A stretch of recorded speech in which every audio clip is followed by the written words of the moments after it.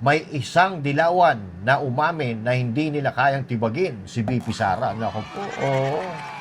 And if we compromise with the administration, I think the opposition will be Sara, and Sara will win. They can imprison me, they can arrest me, but I tell them, they still will not win. No? Mag-isip-isip naman kayo, mga DDH. Isang full-blooded dilawan umamin na kahit magsanib puwersa pa sila ng Marcos Jr. administration, hindi nila kayang talunin si VP Sara. At eto pa, Tito Soto and friends, naisahan ni Amy Marcos at lalong nalantad ang kanilang maitim na plano.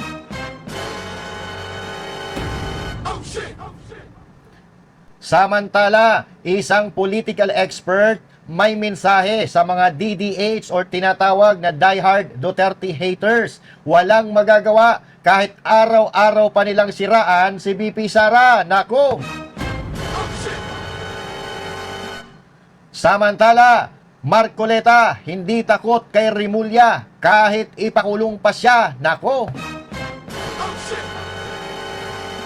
Pag-uusapan po natin lahat ng iyan mga kababayan, maya-maya po lamang. Para lagi kang updated.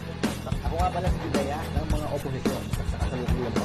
At sabi nga, galit na galit ang mga dapuran ng Pangulong Duterte. Kung hindi ka pa nakakapag-subscribe, isubscribe mo na yan! At siyempre, magandang araw mga banateros at mga kababayan kong Pilipino sa iba't ibang panig ng mundo. Ako po si Master Judea, bakbaka na! Ay, kumusta po kayo? Abay, gigil na po sila. Gigil na po ang mga kalaban. Oo. Hindi na nila alam kung paano nila gigibain ang mga Duterte.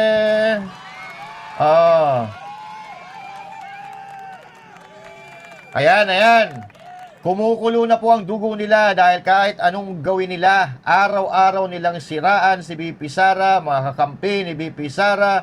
Abay, hindi na po nila nabubudol ang mga Pilipino, ang mga Duterte supporters. Gising na ang mga kababayan natin. Oo. Okay. At palakpakan po natin ang ating mga sarili dahil hindi na tayo nauuto ng mga kawatan sa gobyerno. Ayan. Oo. Ang ibig sabihin lang po niyan, ang ibig sabihin po niyan ay nag-iisip na ang mga Pilipino. Marami tayong mga supporter nga dyan. At yung mga iba pa na dating nasa kabila nagsasabi na tahimik lang daw sila kasi ang gulo-gulo na ng Pilipinas, hindi na sila makikigulo, pero alam na pagdating ng eleksyon. Di ba? May mga nagsasabi nga dyan na namimiss na daw nila yung pamumuno ni Pangulong Duterte. Huwag kayong mag-alala. Yung pamumuno ni VP Inday Sara, baka mas magaling pa. Yun, di ba? Okay. Nakikita natin mga kababayan, yung mga kawatan, galit na po sila. Hindi nila napipigilan yung mga Duterte supporters na magsalita, lalo-lalo na yung malalaking personalidad, di ba? Oo. Galit na rin sila kay Respicio, no? Pero mas matindi ang galit nila sa mga Duterte, di ba? Oo. Kasi pahiyang-pahiya sila Pahiyang-pahiya po sila sa pamumuno ng mga Duterte. Biruin mo, ang Davao iisa lang na maliit na syudad, pero puta mas maganda pa doon sa Malacanang. Di ba? Galit na rin po sila sa Rage Coalition. Rage Coalition na nakikita natin, palaki ng palaki, yung BARM. Yung BARM, sumapi na rin po diyan sa Rage Coalition. Palaki na ng palaki. At yan po ang kinatatakutan nila. Kung matatandaan natin noong Sabado, ang tindi na naman po ng mga banat ni Mayor Basti Duterte at mga kanyang kasamahan diyan sa Rage Coalition, diyan sa paglulunsad ng Rage Coalition diyan sa Davao. Oo. 'Di ba? Ito yung mga tao na talagang mga walang kinatatakutan. Kumpara doon sa mga kawatan, natakot na takot na sila dahil hindi nila napipigilan ang paglawak ng grupo na sumusuporta sa mga Duterte. Yan. Kaya nga, kung makikita nyo, kung ano-anong panggigipit, pananakot, kakasuhat, kung ano-ano na ang ginagawa ng administrasyon na ito para takutin at para pabagsakin ang kanilang makakalaban sa 2028 election. Oo. Diba? Lahat na, kinasuhan na nila. Mamaya, pag-uusapan natin yung mga kinasuhan nila at matindi dito may isang dilawan na umamin na hindi nila kayang tibagin, si BP Sara. Naku po, oo. Oo. Kaya, gigil na gigil po sila dahil hindi nila kaya yung abilidad ng mga Duterte supporters. Kaya putya, inis na inis sila lalo-lalo na dito kay Respicio, no, na talagang inaasar pa niya yung NBI. Oo.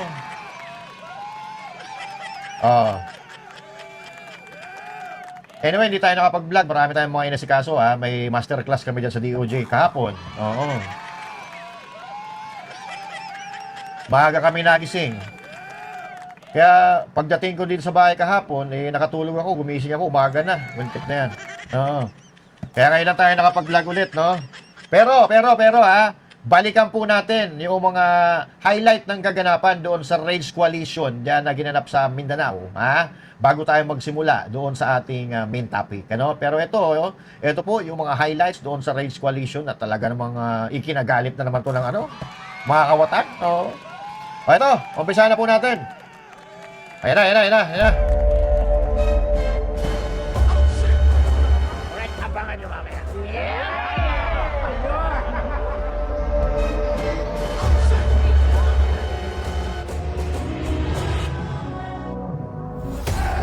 Ayan na!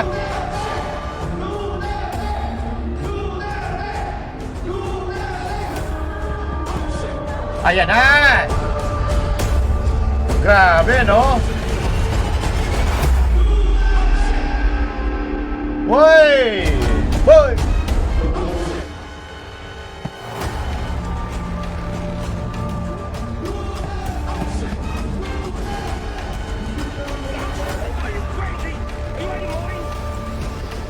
Grabe yan, oh! Ayan na!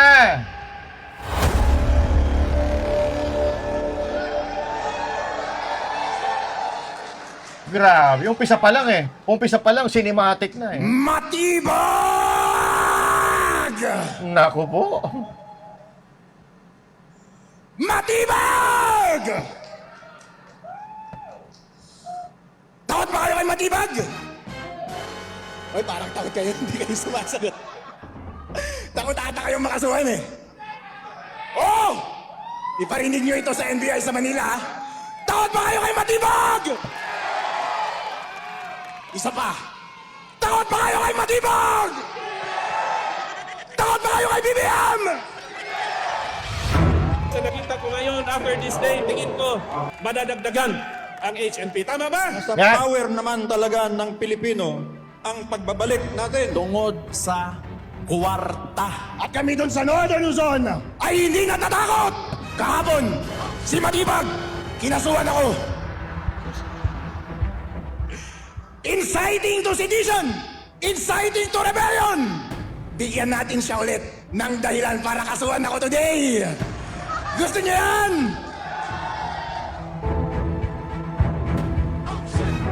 Tama si Mikey. This is not even a silent martial law. It is martial law without declaring it formally. Kung titignan nyo, yung sitwasyon natin noong 1986, halos parehong-pareho. Bagsak ang dolyar, ang tataas ng presyo. Hirap na hirap ang bilihin ng taong bayan. Lahat nga talaga na inayos ng previous administration by PRRD, binalik talaga ni Marcos. Look at what is happening to us now. Una-unaan ninyo, you should think about it. We have to do more. We have to do more. We have to push harder. We cannot allow this administration to go beyond 2028.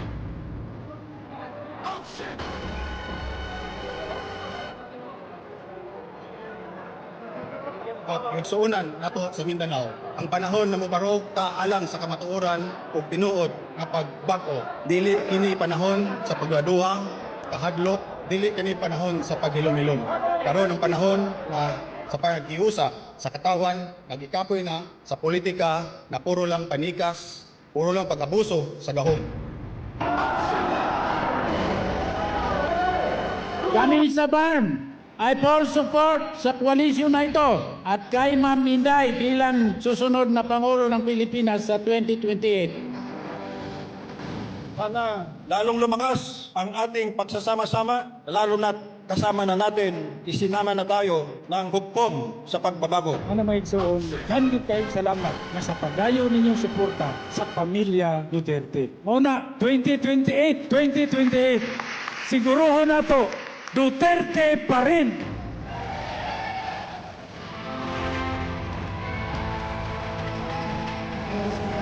Ayan na! Oy! May music! Makaka-copyright tayo nito. Copyright tayo. Kaya magsasalita tayo para Hindi ba ang sabi ni Bongbong Marcos, alamin natin ang katotohanan? Hindi ba ang sabi niya, mahiya naman kayo? Bakit nagsasalita ng mga tao? Kinigipit niya, kinukulong niya. Tayo, nagalit, ay pinakapatungan ng kung ano-anong kaso. Dahil po ang totoo, siya ang mastermind ng nakawan sa bayan na to. Ano gusto niyong gawin sa korupsyon sa Pilipinas? yan. Patayin! Patayin! Patayin! Itong away sa Senado, hindi to away ng impeachment. Alam nila na hindi nila kayang impeach si VP Inday Sara Duterte. Yun na, tama! Ayan na! Rock and roll! Ayan na nga!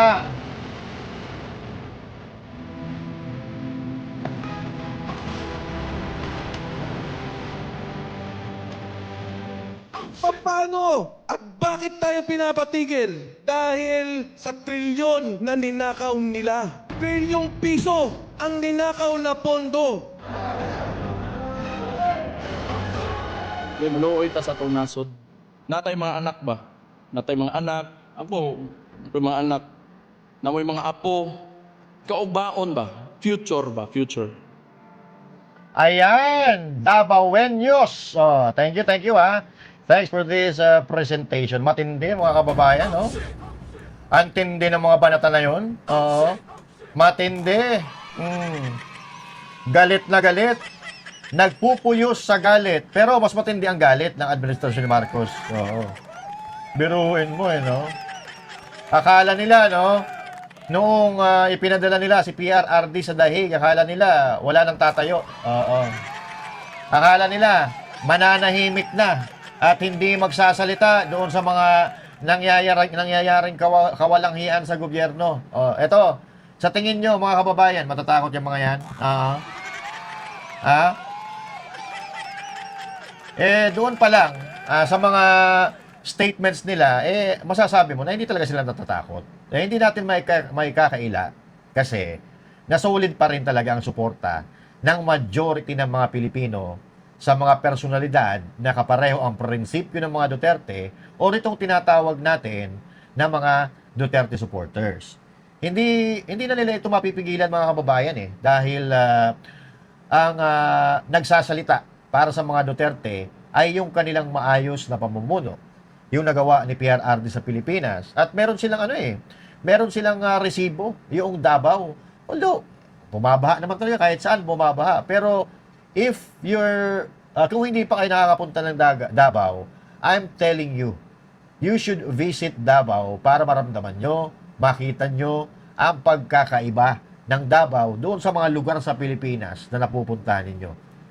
I'm telling you, maganda ang Davao.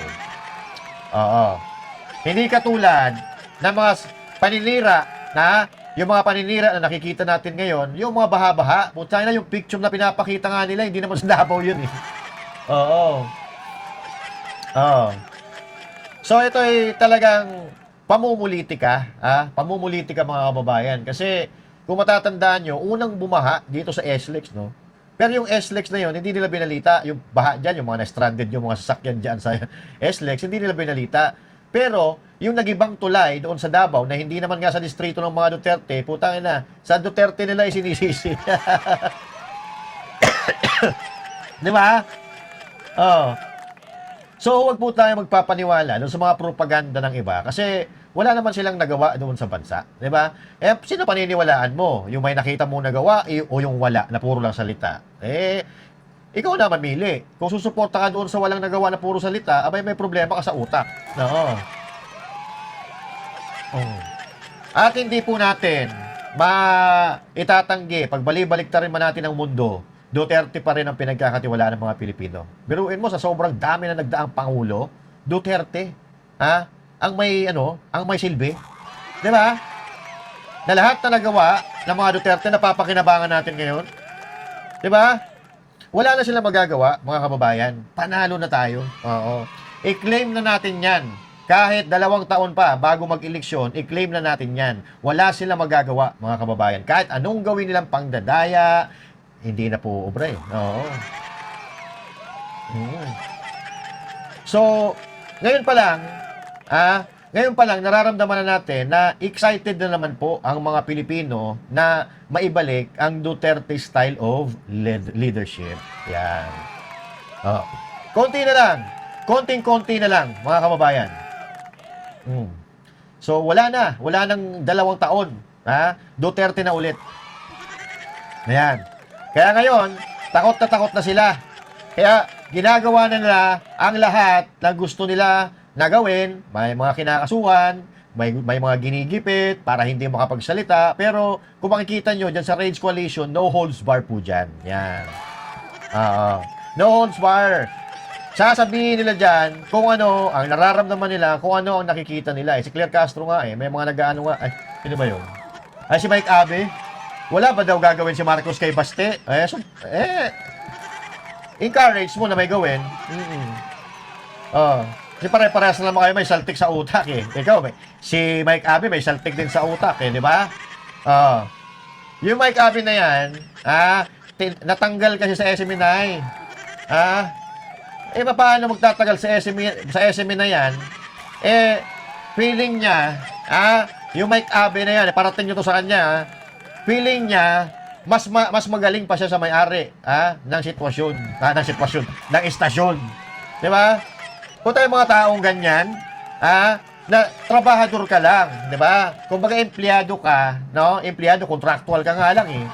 Tapos feeling mo mas magaling ka pa sa may-ari. Putang ina, batuhan pa kita eh. Oo. Kaya ganyan katarantado yan si Mike Abe. Kaya yung mga maniniwala niyan, kaparehas din yan na tarantado. Oo. Diba? Matatapang lang yung mga yan kasi nakaposisyon yung mga sinusuportahan nila, mga amo nila. Oo. Ay, matatapang. Ito yung Mike Abe na yan eh. Yung Mike Abe na yan, sumikat. Nakilala lang naman yan sa SMNI eh. Diba? Oo. Tapos ngayon, nakala mo kung sino magsalita eh, no? Oo. May mga statement pa siya na nakakatawa eh. Ang sarap ipakain sa kanya yung statement niya eh. Oo. Diba? Tuwan-tuwa sila doon sa mga amo nila ng mga bangag eh. Oo. Pero ang tanong dito, matatakot ba? Matatakot ba yung mga kakampi natin ng mga personalidad? China, kinakasuhan na nga, pero wala. Oo, walang wala epekto eh. Diba? So, hindi matatakot, Hindi matatakot yung mga Duterte supporters kasi alam nila nasa tama sila. At pag nasa tama ka, alam mo, nakakampi mo ang masa. Oo. Diba? Kakampi mo ang sambayan ng Pilipino. But we need to get ready dahil itong mga nangyayari ngayon, mga kababayan, sa politika, ito po ay matatawag natin na umpisa pa lang po ito. Itong mga nangyayari ngayon, umpisa pa lang ito. Kung sa tingin nyo, magulo na, ngayon pa lang na nag-uumpisa, maniwala pa kayo na mas gugulo pa yan, habang papalapit ang eleksyon. Yan. Oo. Diba? Ngayon pa nga mula pag-upo nila puro pananarantado na yung ginagawa nila di ba? Gustong palitan ang konstitusyon ng Pilipinas sa pamamagitan ng People's Initiative palag dati. Tapos ngayon itatanggi nila, di ba? Pati yung Senado gusto nilang gawing komedya, di ba? Kung ano-ano pinagagawa nila. Impeachment. Impeachment kay BP Sara, pananakot gamit ang ICC, di ba? So, mga kaso laban sa mga politiko na kukontra sa administrasyon nila, di ba?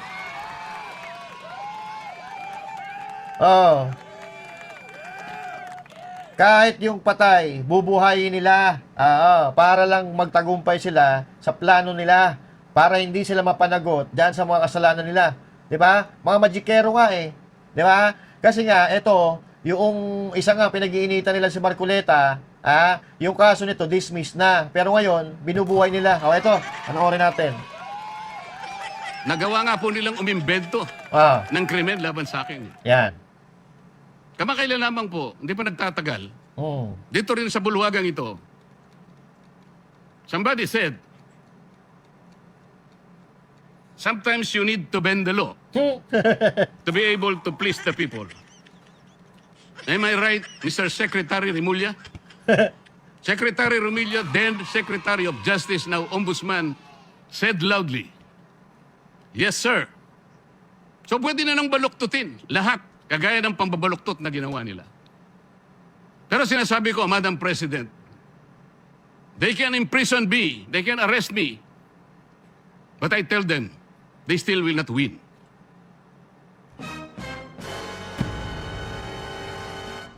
Hindi kayo mananalo. Puta, sakit nun no? Harap-harapan, harap-harapan sinabihan si Tulfo, si Erwin Tulfo. Di ba?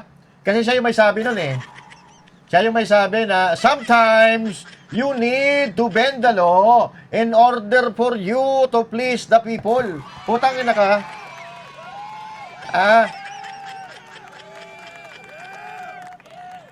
Diyan po makikita ang pagkatao ng isang tao.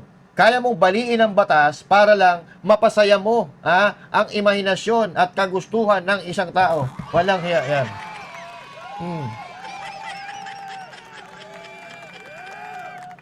Magnakaw tayo para masaya ang mga tao. Gumawa tayo ng mali, Gumawa tayo ng mali dahil yun naman ang ikakasaya ng tao. Parang gustong ganun ang sabihin Punta ka ng mga pag-uutak yan. Tapos sasabihin pa ng isang Tulfo na ngayon lang daw siya nakakita ng house show na presentation.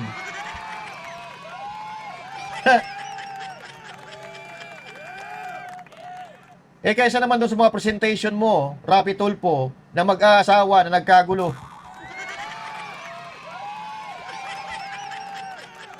Pero yung gulo sa gobyerno, nakawan, smuggling at lahat ng katarantaduhan sa gobyerno, silent kayo, gago.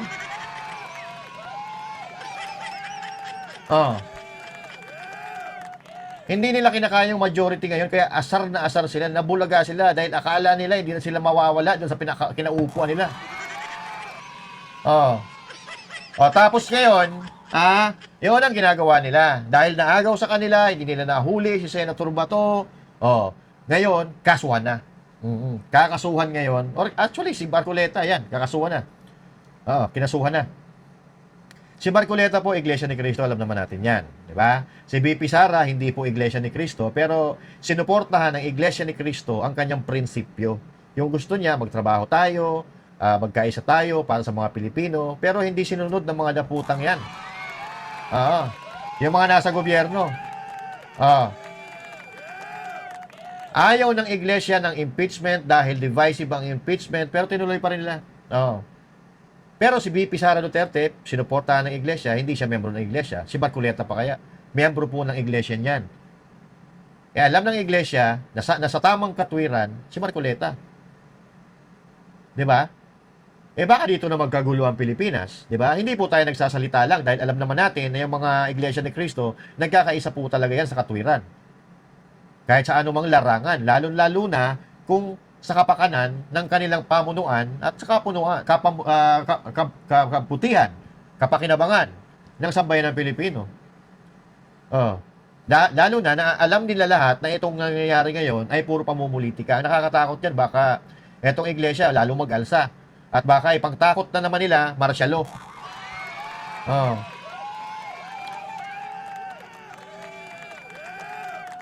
Pag nag-alsa ang mga Pilipino, sasabihin na naman nila magmamartial law. Pero sa panahon ngayon, mga kababayan, tandaan nyo, sa panahon na ito, hindi na po ubra ang martial law eh. Dahil alam ng mga Pilipino kung anong nangyayari o kung ano yung mga nangyari noong panahon ng martial law. Puro pang-aabuso, di ba? At noong mga panahon na yon, kukunti pa lang yung mga retiradong sundalo eh. Di ba? 1972, kailan lang naman itinatag yung mga sundalo sa Pilipinas, mga military, PNP, and all that. Kailan lang naman tinatag sa Pilipinas yan eh. Kumbaga, ibig kong sabihin, kukunti pa po yung mga retiradong sundalo.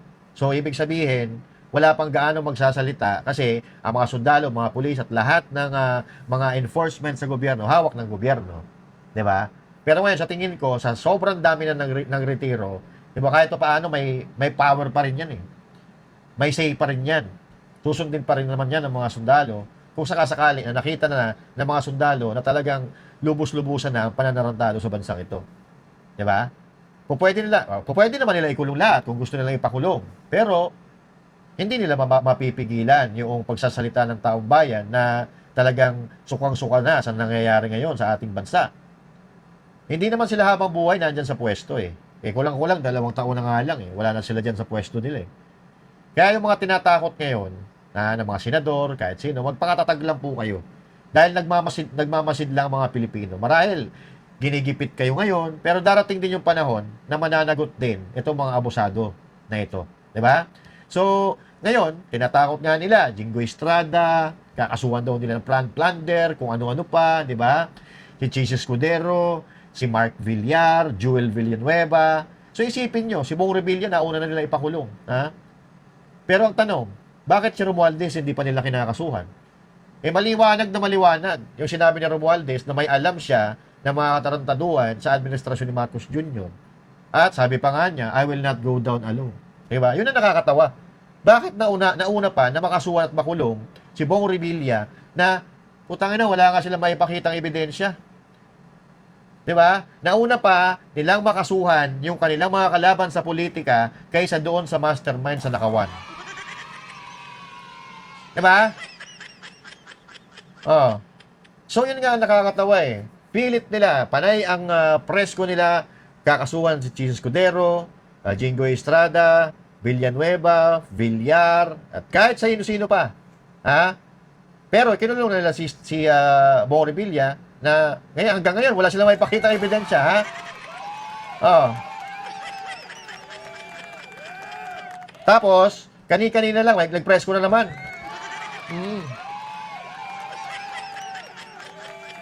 Kakasuhan na naman daw nila, matapos kay Marcoleta, kakasuhan na naman lang Jinggoy Estrada. Ito. Tinapos na ng Commission on Elections. Ito. Panoorin muna natin to. Ito po, na binuhay na kaso, kaya sinabi natin kanina, itong kaso na binubuhay nila, ay dinismiss na po ito ng COMELEC. Tapos ngayon, kinasuhan pa rin nila si Marcoleta. Ito. They still will not win. Tinapos na ng Commission on Elections sa pamamagitan ng en-banc decision ang investigasyon laban kay Senador Rodante Marcoleta dahil sa kawalan umano ng ebidensya sa kanyang kinakaharap na umano'y election offense.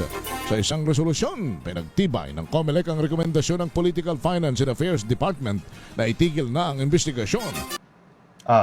So tinigil na po ang investigasyon sa utos ng COMELEC en-banc. So ibig sabihin, tinispis na po yung kaso, pero anong nangyayari ngayon? Kinasuhan pa rin nila si Marcoleta. Diba? At kanina, may nag-presko na naman, matapos kay Marcoleta, eto na tayo, kay Jinggoy Estrada. Ayan. Hinog na hinog na. Hinog na daw At pipirmahan ko, maya-maya. Ano yan, pigsa? Yung information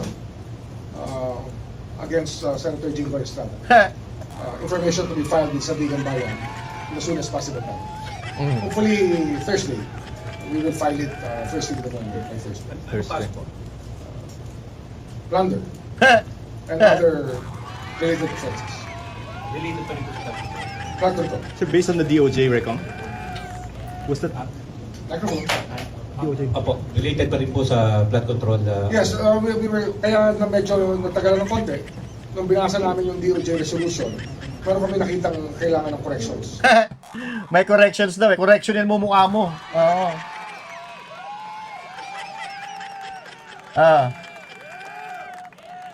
May nakita daw silang corrections kaya natagalan yung pagsasampa ng kaso kay Jinggoy Estrada.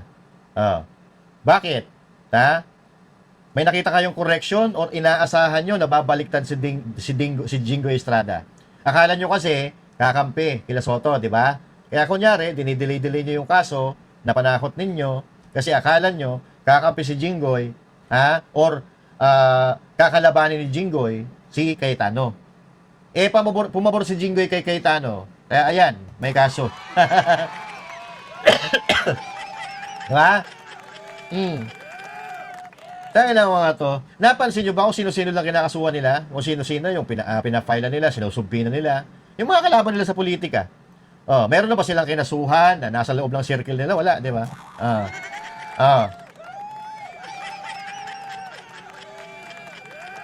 Ito na, pinaka-obvious si Martin Romualdez na nagsalita na nga na hindi niya magagawang mag-isa yun. Di ba? He will not go down alone. Sasabihan nila, kakasuhan nila, pero hanggang ngayon wala pang kaso. Bakit?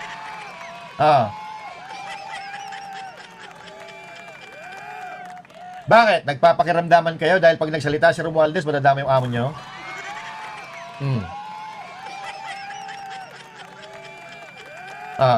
Kung pagbabasihan natin mga kababayan, sinabi ni Romualdez, lahat sila may partisipasyon dito sa panggagansyo sa Pilipinas, pananarantalo sa Pilipinas. At yun naman talaga ang nangyayari, pinagtatakpan nila.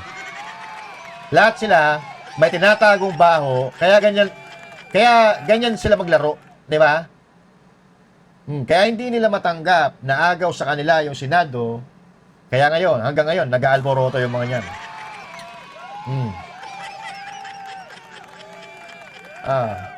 Kasi konti na lang eh, di ba? Konti na lang, no? Mai-impeach na si VP Sara. Tapos na sa Kongreso eh.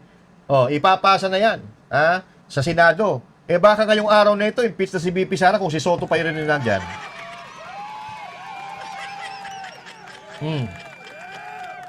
Di ba? Nabulaga sila, nagulat sila, nabigla po sila. Kaya nga, kung makikita ninyo, sino ba kinakasuhan lang nila? Mga senador sa bagong majority. Kasi ipipili talaga nila ang impeachment kay VP Sara. Pilit nilang pinasasama ang bagong liderato ng Senado, pero wala naman naniniwala.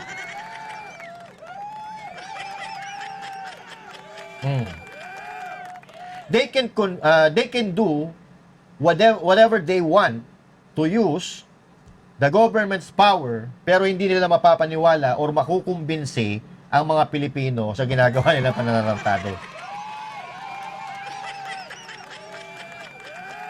Kung makikita nyo, mas marami po ang sumusuporta kay Cayetano kumpara sa grupo ni Soto na isang komedyante.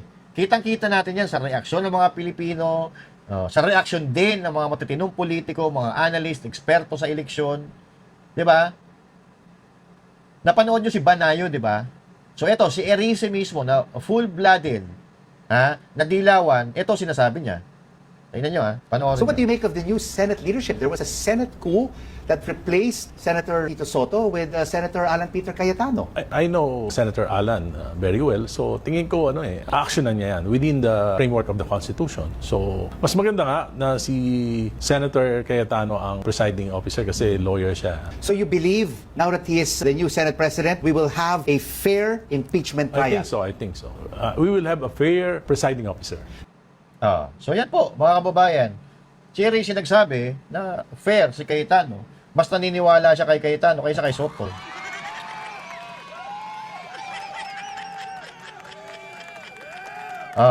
So kayo tatanungin ko ngayon, kanino kayo mas maniniwala sa mga buhaya na nagkamkam o nagkamal ng limpak-limpak na pera dahil sa pagsisipsip nila, o kay Erice na wala namang natanggap na perang pabuya para himod-himurin ng mga puwet nila? Ako mas naniniwala ako kay Erice. Although si Erice minsan playing safe, Pero yung prinsipyo at paniniwala niya, umaakma po doon sa prinsipyo ng paniniwala natin at sa gusto nating mangyari sa Pilipinas. Yung patas na laban para sa bayan, hindi puro yung pangsariling kapakanan lang. Katulad ng mga lintian ng mga kawatan sa ating bayan. So mas gusto niya si Cayetano kumpara doon sa mga dilawan na tulad niya. Kay Soto, kumpara kay Soto. Hindi naman po tayo may sabi, narinig naman natin. At syempre, yung taong bayan, pabor kay Cayetano. Ito, may video po tayo papakita sa inyo. Mahaba po itong video na ito, pero umpisahan natin sa gitna. Kasi masyadong mahaba yung video natin. Dito natin makikita kung sino ang gusto ng majority ng mga Pilipino. Grupo ni Soto o grupo ni Cayetano. Kasi sa politika, mas lamang ang boses ng masa. Kaya huwag kayong magpapaniwala sa mga sinasabi nila na nasira na daw ang Senado kay Cayetano. Dahil si Cayetano ang presidente. Di ba? Ibalik daw ang dignidad ng Senado. Actually, lahat yan, ginagawa ni Cayetano. Lahat ng pambabalasubas, ginawa na nila. So ngayon, ang katotohanan, si Cayetano ang umaayos. At nakikita yan ng mga Pilipino. Tingnan nyo. Hindi sa gagawin. Sumisira sa loob ng... So dito, kalahati na to ng video. Sa pagkakataong ito, 12-21 na po ang boto. 12 kay Soto, sa grupo ni Soto, 12 naman sa kampo ni Cayetano, 21 sa grupo ni Cayetano. Senate President. Bakit sir? Basta. Hindi. Bakit Wait lang. Ang tanong pala dito, gusto nyo ba na maibalik na na Senate President si Tito Soto? Yun po ang tanong dito Gusto ba ng mga Pilipino na maibalik bilang Senate President si Tito Soto? Ito, ang sumagot ng oo, 12, ngayon yung hindi, 23. Bakit? Wala lang. Pwede na rin siguro. Pwede, oo. Ibalik. I think yes po. Mas okay po siya kaysa kay Cayetano. Ito po mas marami po siya magagawa kaysa kay Cayetano. Marami daw nagagawa. Mahilig ata sa Itbulaga yan Hindi. Hindi naman kasi ako masyadong nanonood ng balita. Basta sa akin hindi na. Okay na yun. Kaya ka na magsalita te. Kayo ibalik ni Soto bilang Senate President. Si Soto? Opo. Ay, natanggal na pala yun, no? Opo. Definitely, Definitely ka pa parang hati-hati lang. Bakit sir? Depende kasi sa sitwasyon yung ganyan. May mga pag-usapan ng ganyan, mahirap makikialam sa ganyan. Oo. Sige pa. Yan, So, nakita naman natin, mga kababayan. So, hindi na natin pinakita yung buong video, pero kung gusto nyo, ilalagay natin dyan sa link yung video na yan. Ayan po yung katanungan, gusto mo bang maging Senate President ulit si Tito Soto? Yan po yung, nakikita nyo sa screen. 14, yung umoo, 25 naman, yung ayaw na maibalik si Soto. Mas gusto nila si Cayetano. So, paano nila ngayon papaliwanag yan? Paano nila nasabi na nasira ang Senado sa pamumuno ni Cayetano kung iba ang sinasabi ng mga numero ng mga tao? Diba? Tandaan natin na kaya naagaw ang Senado dahil sa numero. Hindi naman maagaw yan ni Cayetano kung wala silang numero, kung walang maniniwala sa kanya. Tapos sasabihin ng Bulaga team na sila magaling. Naglulukuhan ata tayo dito. Hindi naman po natin gawa-gawa lang yan. Totoong nangyari po sa kalsada yan. At tandaan po natin, ang boto nanggagaling sa kalsada, hindi sa loob ng Senado, at hindi lalo nanggagaling sa loob ng bibig ng mga lukong-lukong kawatan sa gobyerno. Yan. Ang pipili po, taong bayan. Hindi yung mga vloggers na mga sinungaling na bayaran, hindi yung mga supporters ng mga bangag administration at mga pinklawan, kundi ang taong bayan po ang maglulukluk diyan kung sino ang gusto nilang maging leader ng ating bansang Pilipinas. Kanino ka maniniwala? Sa komedyante o sa tunay na nagsisilbi? Si Tito Soto, kahit anong gawin yan, komedyante pa rin yan. Nananalay tayo sa dugo niyan, komedyante. Dahil yan siya nanggaling sa pagiging komedyante.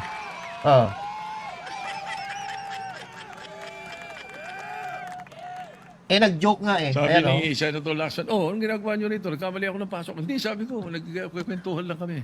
Sabi ko, at tinanong ko pa siya, ilan ba yung kwartong pinapagawa sa new Senate building? I even asked him that. Bakit? Sabi niya, why? Ito kang kako, yung mga congressmen gustong gawing regional. Gusto nilang gawing 36 ang mga senador. Sabi ko, tatanong ko kung kakasya ron. We were joking.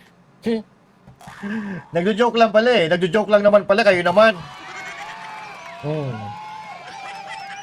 Joke time! Achiche! Di ba? So, ibig sabihin nito mga kababayan,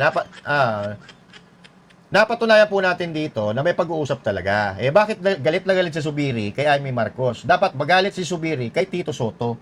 Kasi sila nag-uusap-usap nila Boji D, di ba? Nila Ping Lacson. O, bakit nagalit kay Amy Marcos? O, maniniwala ba kayo kay Soto? Ang hirap po paniwala ng isang komedyante na naging politiko. Kasi yung gawa niyan dati, puro comedy. Tingnan nyo ngayon nangyayari. Comedy na rin. Inamin niya na pag-usapan nila at sinabi niya na balak doon ng Kongreso pero hindi daw siya pumayag. Pero joke lang daw yun. Ano ba talaga? Pero, hindi natin makakaila na totoo na may pag-uusap tungkol sa pagpapalit ng konstitusyon.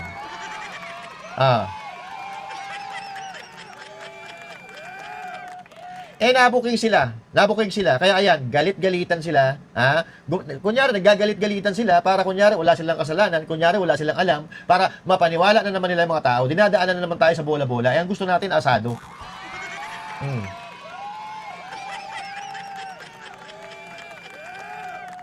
So tama yung sinasabi ni Amy Marcos. Tapos magagalit yung ibang senator kay Amy Marcos, mga tarantado. Oo.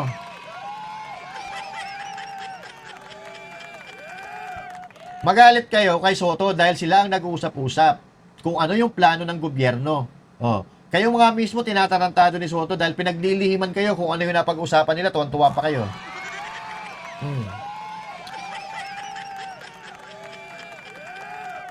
Kahit anong gawin nila, mga kababayan, kahit anong paliwanag nila, sunog na. Tingnan nyo, yung mga komento ng tao sa mga video na nandun si Soto, matatawa talaga kayo eh. Puro palusot po yung ginagawa nila ngayon. Puro palusot. Kapag nabubuking, isisisi sa iba, para malinis sila, kasalanan ng iba. So, mahirap po pagkatiwalaan yung mga taong feeling nila, sila ang pinakamagaling. Mahirap po paniwalaan ng isang tao na hindi marunong tumanggap ng kanyang pagkakamali. Pinag-usapan pala nila, siya mismo ang umamin, tapos itatanggipan niya na walang pag-uusap. Diba? In fact, hindi lang naman si Amy Marcos ang may sabi niyan. Pati ibang politiko, ito nga, political analyst. Hindi ba pwedeng porque usapan? Mamaya, political analyst, papakita ko sa inyo. Narinig mo, yun na kagad. At saka lalabas dito na para bang ako'y nakikiisa. I have nothing to do with the allegations of Chacha. I heard the proposals. I never brought it up to my colleagues. Any one of them. Tatarantadawin ka pa. I heard the proposal, pinag-usapan namin, pero hindi ako pumayag. Di ba? Hindi lang siya pumayag. Pero napag-usapan. So, ibig sabihin, may plano.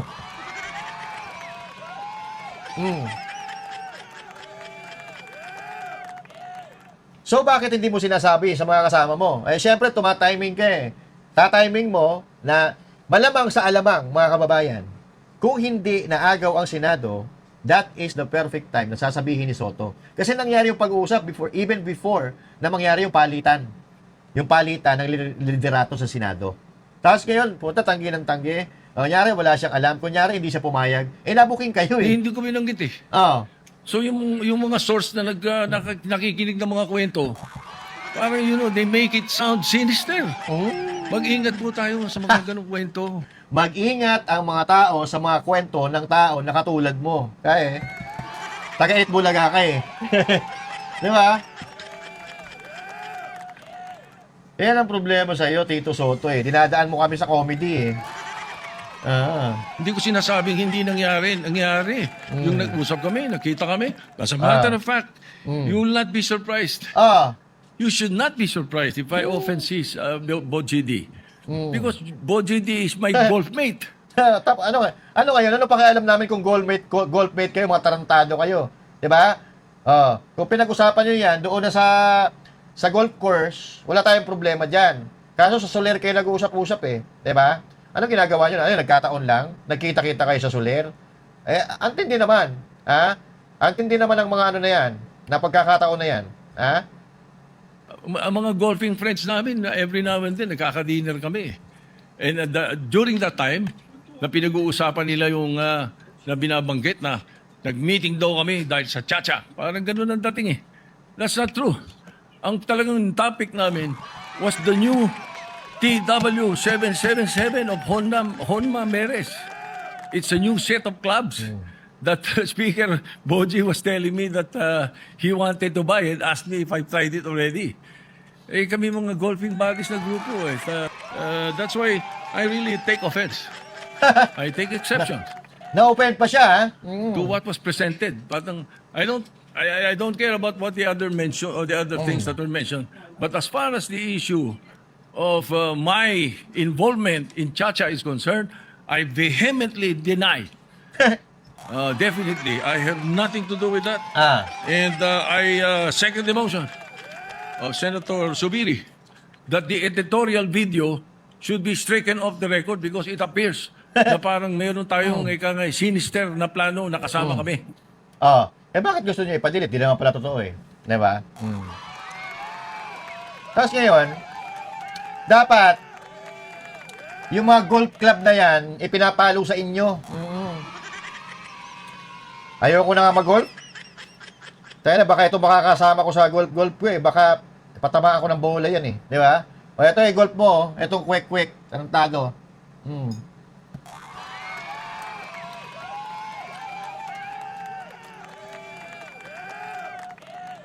Tatanggi pa eh si Soto eh, no? Tatanggi pa siya, huling-huli na. Ito pa yung ebidensya. Noong bago magkaroon ng palitan ng Senate President o palitan ng leadership ng Senado, that was a Monday, no? May 13, if I'm not mistaken.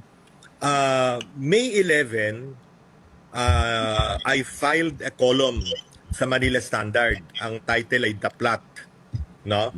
Kung saan inilahad ko yung isiniwalat sa akin tungkol sa CONAS or pag-convene ng Constituent Assembly upang baguhin ang ating konstitusyon.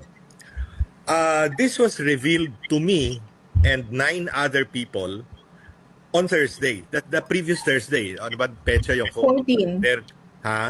May Mga 14 po. 7? Hindi. The previous week. May 10, May 9. 7. 7 po. The previous Thursday, noon, at out of the blue yun kinuwento niya na sa VIP lounge ng Soler, no? Soler Casino Hotel, ay nandoon si Senate President Tito Soto kasama ang kanyang secretary, si Mark Mendoza, dating Congressman Mark Mendoza, at si Speaker Boji Laurel, kasama naman ang isa sa kanyang mga deputy speakers na si Attorney Ferdinand yata yun, no? Hernandez, taga South Cotabato. At ang tinatalakay, ang pinag-uusapan ay yung pag-convene nga ng Kongreso into a Constituent Assembly to amend or revise the Constitution. Ang binanggit sa amin ay magkakaroon daw or ang isa daw sa mga panukala ay magkaroon ng term extension para sa kasalukuyang re-electionist na mga senador, 12 yan, at sa lahat ng mga congressmen. Term extension kasi gagawin nilang regional ang eleksyon ng Senado. Right now, we elect our senators nationwide. Gagawin daw regional at the ratio of either 2 per region, which means 2 times 18, 36, or 3 per region, which means 54 members of the Senate. So, to transition into that, i-extend na lamang yung term nitong 12 senador na either graduating or kailangan ng mai-re-elect sa 2028, no? Yun ang sinabi, no? Sa amin, no? Na at since we only have 2 years before the elections of 2028 as is scheduled under the present constitution, inisip ko, right after the SONA, magkakaroon na ng ganyan, mag-a-attempt na magkaroon ng Constituent Assembly. So yun ang sinabi sa amin. Ngayon ako naman, una, nag-usap kami ng 3 doon sa mga nandoon. Pagkatapos nun, at ang usapan namin, bakit isiniwalat yan sa atin? No? Na hindi naman hindi naman namin tinetake up. Wala naman kami kamuang-muang o ka-idea na magkakaroon ng CONAS, no? Akala namin tulog na yung posibilidad na yan matapos yung pirma iniskatel sa Senado, di ba? So ang isip namin, considering na alam nung nagsiwalat na ako ay sumusulat ng kolom, hindi ito off the record, no? Hindi ito confidential. Kasi 10 kami at isa pa alam niyang manunulat ako at kuminsan i-interview ako. So syempre parang kayo mga journalist kayo. Scoop yun di ba? So isiniwalat inano ko, hindi ko naman isinulat as a news item. Sinulat ko sa aking column na lumabas nung May 13. Wala rin akong ka-idea na meron palang ugong sa Senado na magpapalit ng leadership, no? Nagkataon lang na May 13. And then after that, I was interviewed by your former colleague Pam and Marlon, si Trixie, no? Secretary Trixie Angeles, no? Sa bilyonaryo tungkol doon sa column ko. At doon nga siniwalat yung mga detalyang sinasabi ko rin sa inyo ngayon. Ngayon, hindi ko alam kung si Senator Amy Marcos una, tinanong ako ni Senator Amy patapos mabasa yung column ko. No? I mean, she was able, siguro yung staff niya pinabasa yung column ko. So tumawag sa akin si Senator Amy at tinatanong kung ano yun, no? So sinabi ko exactly the same thing, the same story that I'm telling you now. At tinanong niya, sino yung nagsabi sa iyo? Sabi ko, hindi ko pwedeng sabihin yan, no? Hindi ko pwedeng sabihin yan. At dun sa interview naman kay Secretary Trixie Angeles, tinanong din ako ron at ang sabi ko, kung magde-deny yung mga nandoon sa meeting na yon at pabubulaanan yung aking sinabi, then sasabihin ko kung sino ang nagsiwalat sa amin. So yon, mga kababayan, malamang sa alamang, yung mga nagsabi kay Banayo, kay Amy Marcos, at iba pang personalidad, ayaw din ng CONAS. Kasi wala, hindi talaga papayag ang mga Pilipino dyan na walang mangyaring eleksyon. Lalo-lalo sa panahon ngayon na kung ano-anong ginagawang katarantaduan nitong administrasyon. So ito, paano mo itatanggi yan? 10 sila magkakasama. Ang maganda nga nito, ilabas na kung sino talaga nagsabi kay Banayo, di ba? Kaya magnilay-nilay po tayo mga kababayan. Alamin yung totoo, huwag basta-basta maniniwala sa mga manluloko. At doon sa mga palusot ng palusot, huwag tayo basta-basta maniniwala doon. Do your research, get your facts straight and all that. Kaya nga pala tatapang ng mga kongresista dahil hindi daw sila natatakot na mawala ng boto. Paano matatakot? Wala namang mangyayari eleksyon pala. Tapos itatanggi nitong nila Soto. Mga hayop talaga no?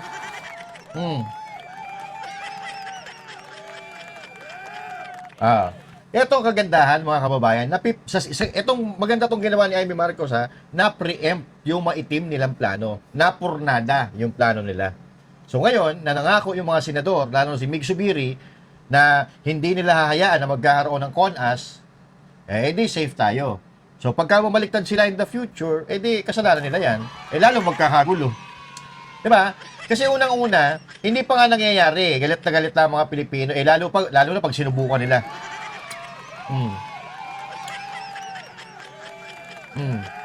So now, safe tayo. Alam na this, kapag may nangyari eleksyon, lahat yan mananagot. Kahit anong gawin nila, paninira kay BP Sara, wala nang magagawa yan Kasi sa 2028, Duterte pa rin ang mananalo. Mananalo. Kahit magsama-sama pa sila, kahit isama pa nila yung mga aso nila,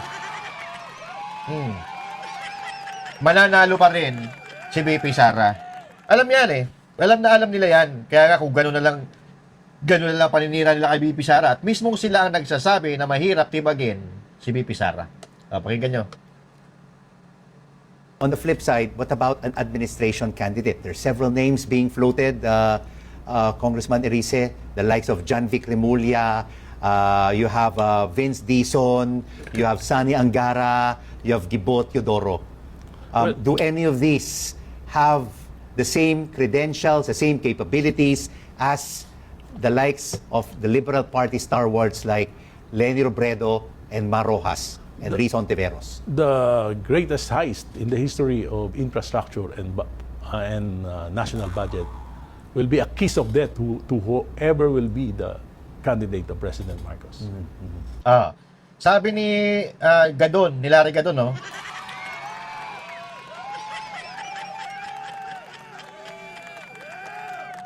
Sabi ni Larry Gadon, pag may ang mga politiko daw kumampi or nag-side kay BP Sara, kiss of death yun.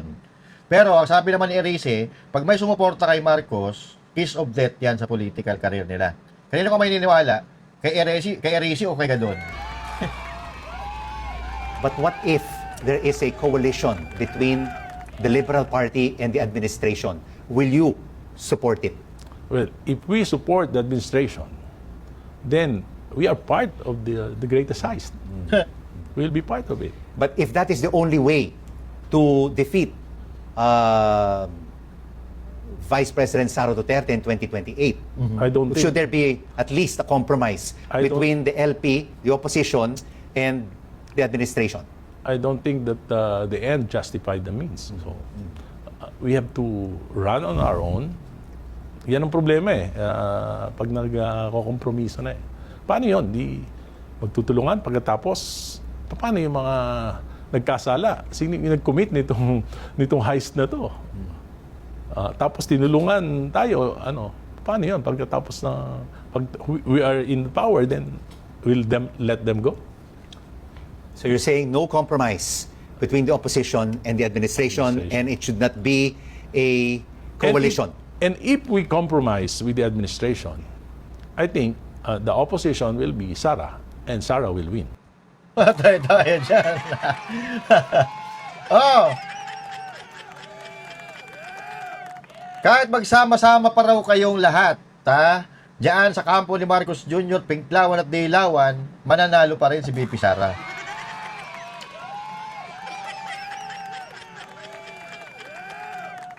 Hindi naman tayo may sabi niya, no?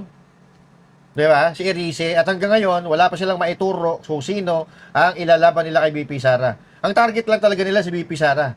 O, tama yung sinabi ni Basti Duterte, mababagsakan nila si BP Sara para ang maglalaban, Dilawan, tsaka Pulawan na naman. Marcos and Aquino na naman. Putangin na, di pa tayo nagsasawa dyan? Wala naman tayo napala dyan sa mga hayop na yan? Si Risa Ontiveros, kahit lumuha pa ng dugo yan, di mananalo yan.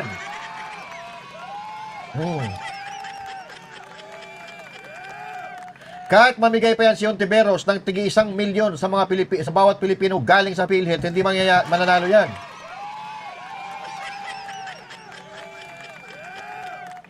Kahit magbayad pa yan ng mga testigo si Risa Ontiveros, hindi mananalo yan.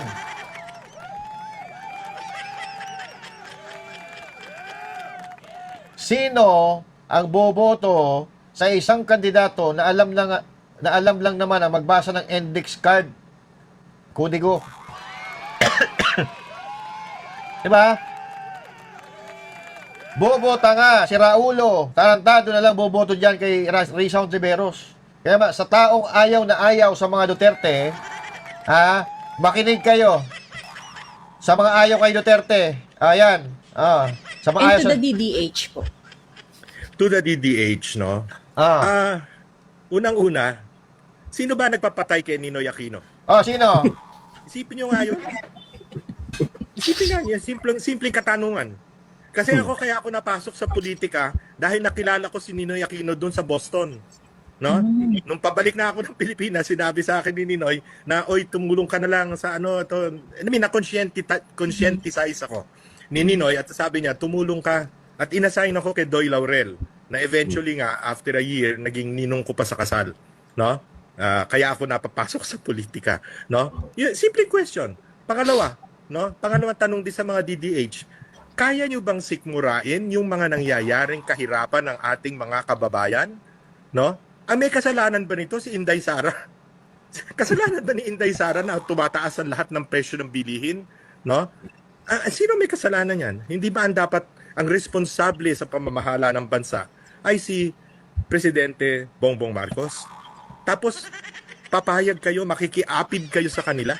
No? Dahil lamang ayaw ninyo sa mga Duterte? O hindi lang ayaw, dahil hate ninyo ang mga Duterte? Hindi ba tayo mga Kristiyano tayo, at miski naman mga Muslim na kapatid natin, Hindi ba we are supposed to forgive, 'di ba? Hindi, hatred is anathema to any religion. Tayong mga Pilipino, sa kultura ba natin, gustong-gusto natin yung hate? Isn't hate one of the worst adjectives in words in our vocabulary? Di ba?